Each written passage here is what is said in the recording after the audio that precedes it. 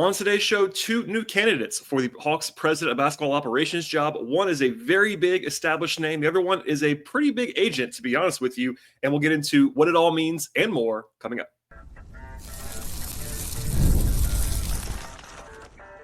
You are Locked On Hawks, your daily Atlanta Hawks podcast. Part of the Locked On Podcast Network. Your team every day. Hello, friends. Welcome to episode 1975 of the Locked On Hawks podcast. I am your host, Rowland, coming to you on a Thursday here in mid-May, and I want to encourage you at the top of the show, as I always do, to make us your first listen each and every day here at Locked On Hawks. Check us out and subscribe to the podcast anywhere you find your podcast. That includes Apple, Spotify. We're also on YouTube, so please like this video as you are watching it, and of course, be sure to tell your friends, colleagues, family, etc. about this podcast.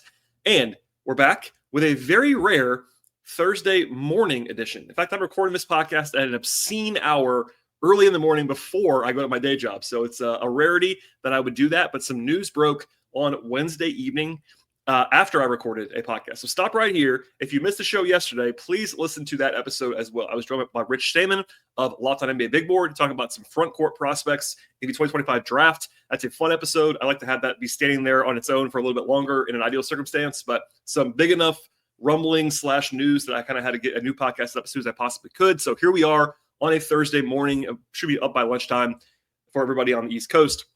And it's having to do with the Hawks Open president and basketball operations job and the search that's been going on for quite some time now, honestly. The Hawks, I thought, if I had to guess when they moved on from Landry Fields, I thought it might go faster than this. They moved on from Landry on April 21st. It's now May 15th.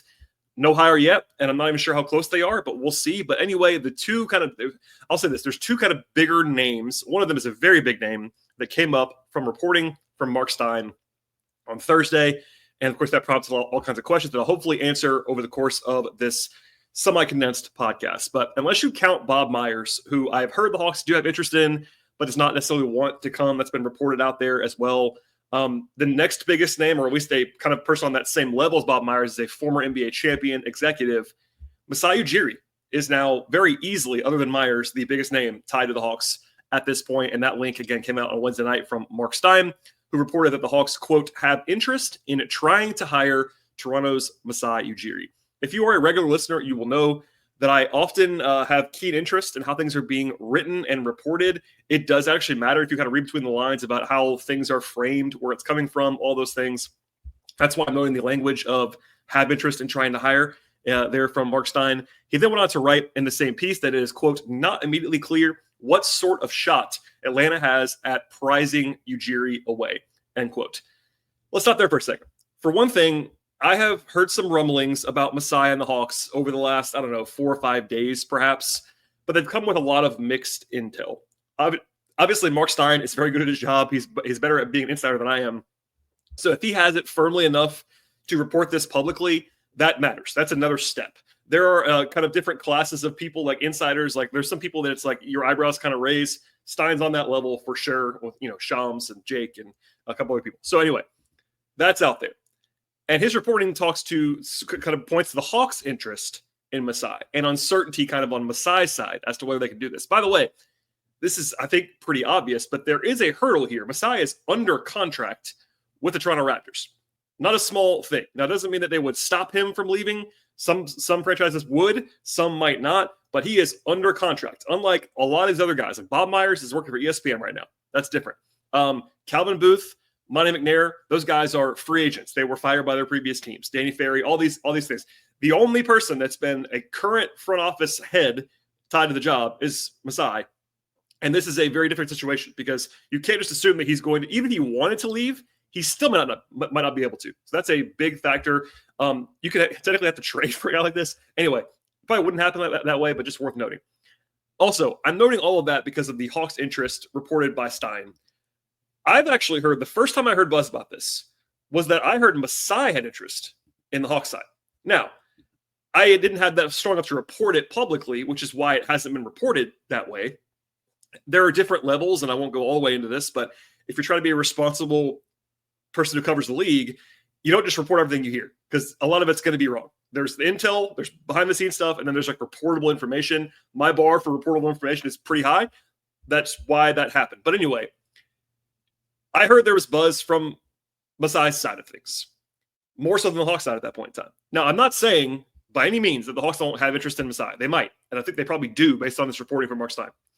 Or that Masai is definitely interested from the Hawks, from his side in the Hawks. I heard that was a possibility. I don't know if that's 100% true.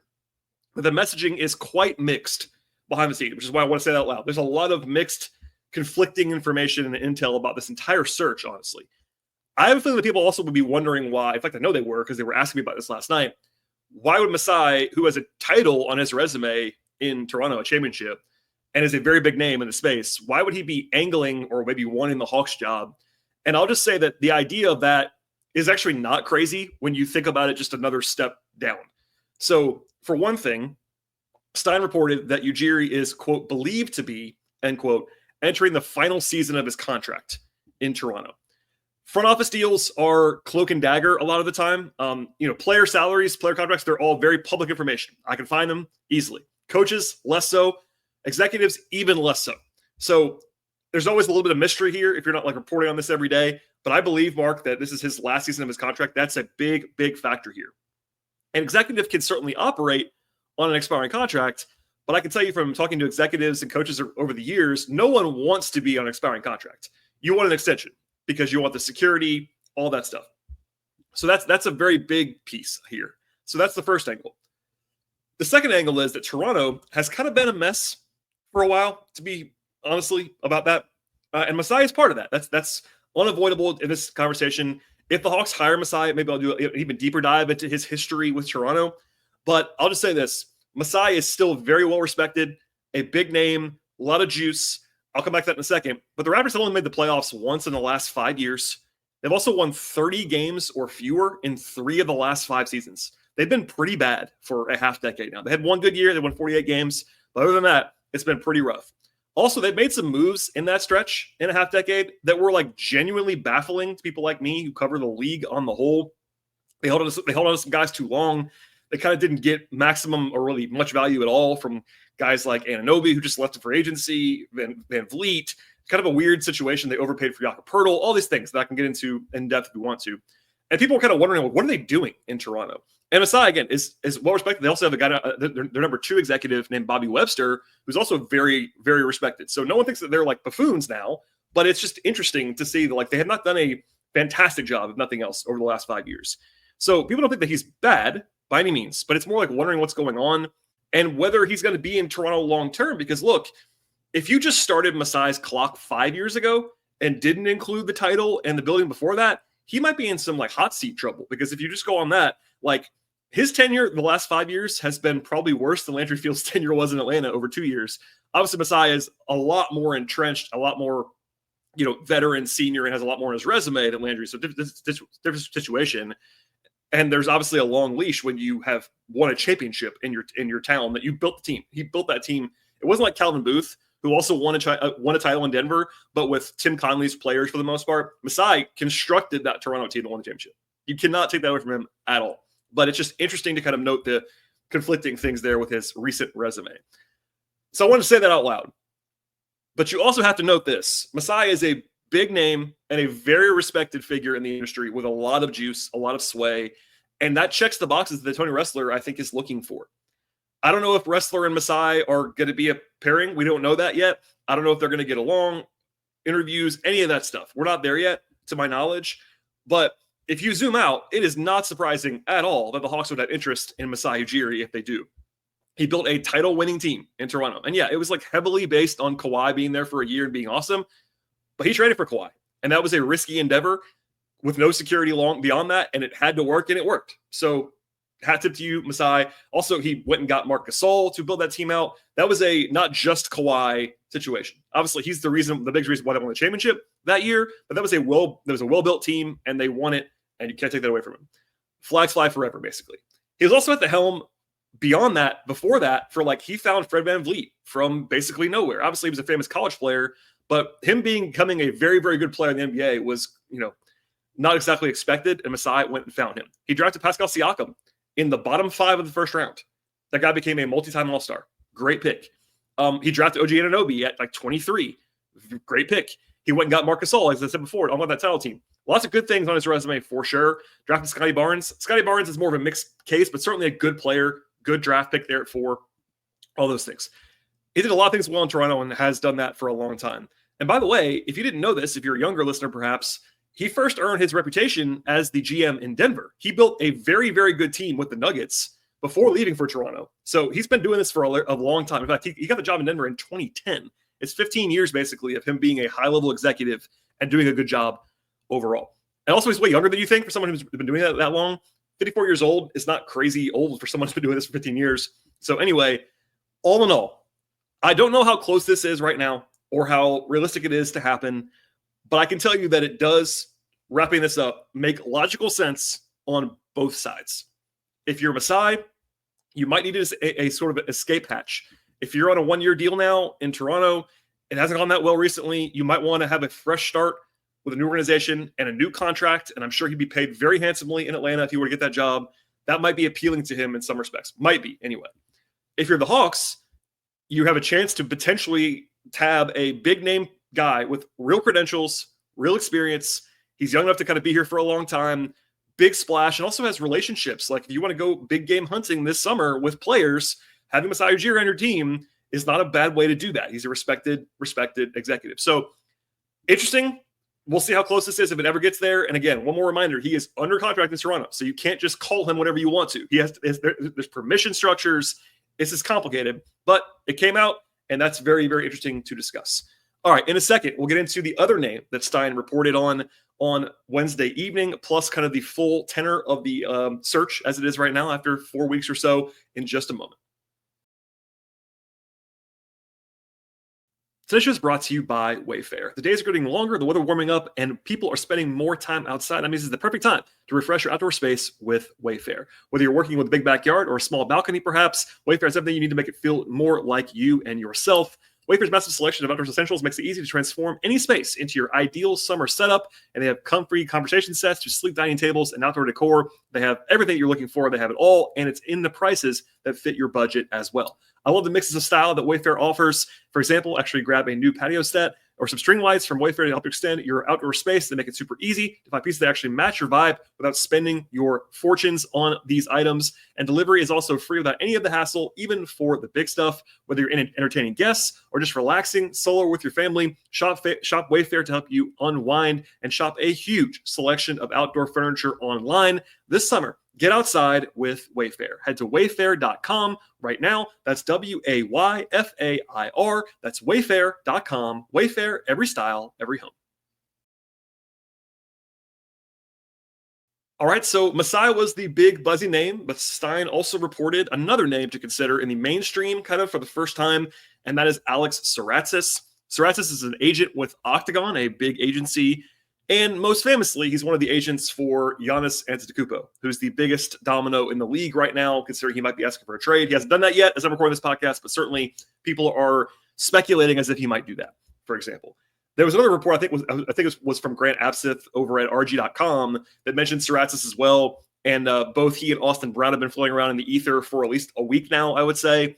Brown, by the way, is at another agency, CAA. This is probably the biggest agency in some respects. And also he is Trae Young's agent right now. So Giannis' agent and Trae's agent had been linked to the job, at least in some respects.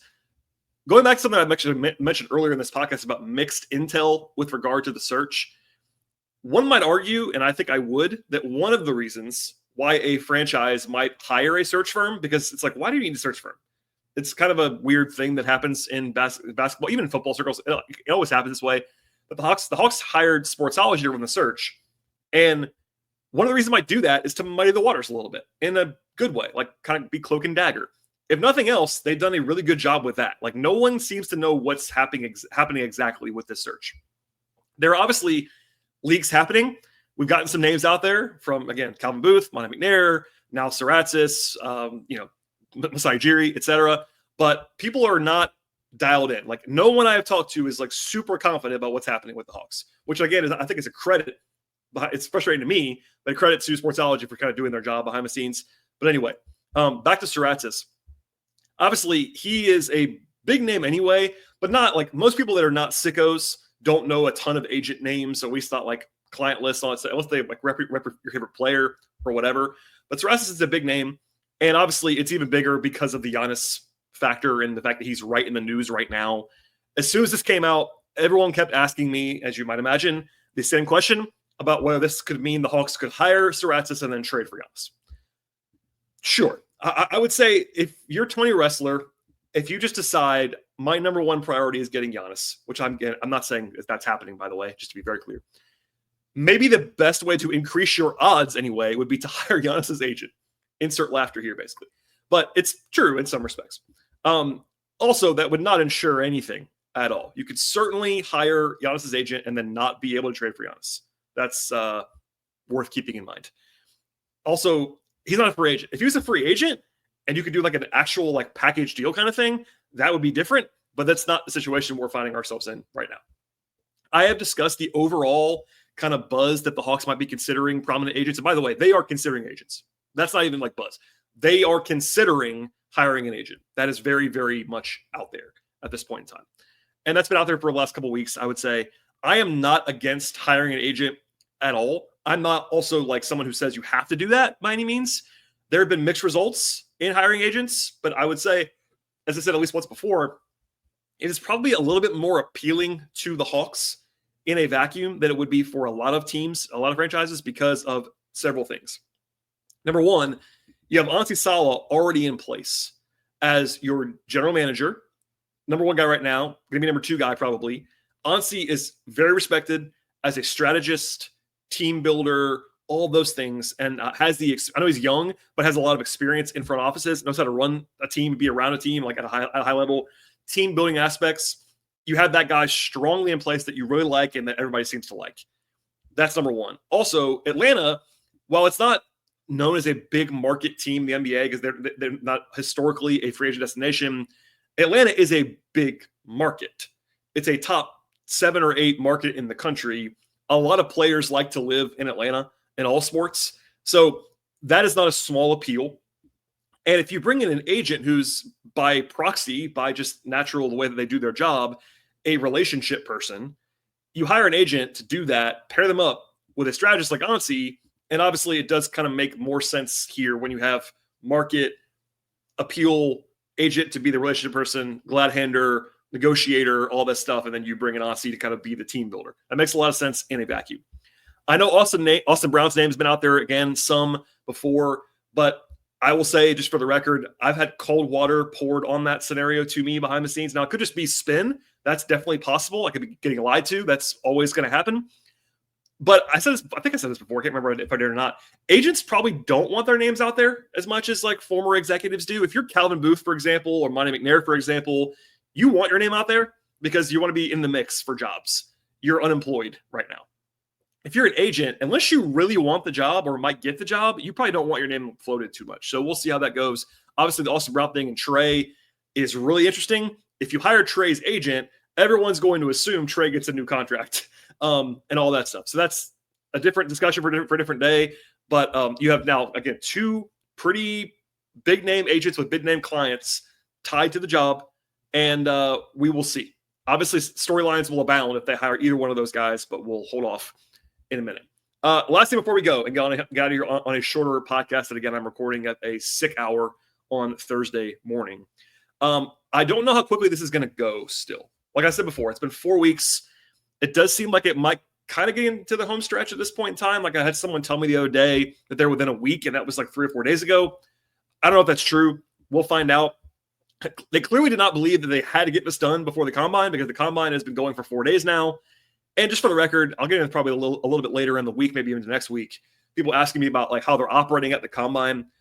They have their whole active front office there. Like Ansi Salah is obviously running the thing right now. They have scouts still. They have front office people still. Like they're not like bare bones. A lot of time when you fire your GM, you might fire a lot of people. They didn't really do that. They lost Landry and they lost Grant Liffman. They have not cleaned house though. They have an operation going that they're in Chicago. They're doing interviews like you would. They're at the workouts. They're at the scrimmages. Nothing is too weird about that. But at some point, you're going to want your person in place for the big time summer that's going to be ahead. So they're probably balancing that. I'm okay with them not rushing. If I'm a Hawks fan, I would not be like, hey, you got to hire somebody right now today. it's fine that they're not doing that, but there also is like, at some point, you're going to want to bring somebody in to like get your ducks in a row for a big June, big July, et cetera, et cetera. So we'll see. If there are more developments, we will talk about them on this podcast as we always would, but I want to get you a not quite emergency edition of the podcast, but certainly a quicker reaction to this latest big name. And Masai's big enough name where it was like, all right, I got to do a show pretty soon. So there you go. All right, everybody, please subscribe to this podcast anywhere you find your podcasts. You can find us on Apple, Spotify. We're also on YouTube. If you're watching right now on YouTube, please like this video as you're watching it and subscribe to the podcast. If you are watching regularly and not subscribed, go ahead and change that for me. If you're a listener on the audio side, which is honestly how I listen to podcasts, I'm more of an audio listener. Also, please just take 1 second and subscribe on YouTube, like the video, and vice versa. If you're a watcher, please go ahead and download and auto-download on Apple, Spotify, etc. to help the show. Follow us as well on social media. We are on X/Twitter as a show as Locked On Hawks. I am there at BT Rowland on X/Twitter. I'm also on Blue Sky at BT Rowland. And also, if you want to find some more of my work on the Hawks on the non-podcast side, it's at patreon.com/BT Rowland. All right, everybody, I appreciate you listening to this morning edition of the podcast on a Thursday. We'll have more coming up later on, as we always would. Stay tuned, and we'll see you all next time.